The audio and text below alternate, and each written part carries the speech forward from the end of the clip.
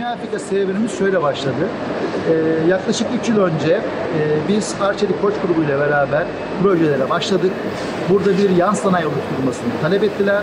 Biz de bu konuda gönüllü olduğumuzu, üzerine düşen bir görev varsa yapabileceğimizi kendilerine belirttik ve ekibimizle beraber yaklaşık 7 tane Türk espat ekibimizle beraber Güney Afrika Durban'a geldik. Çalışmalarımızı yaptık. Fizibiliteler oldu, layoutlar kuruldu.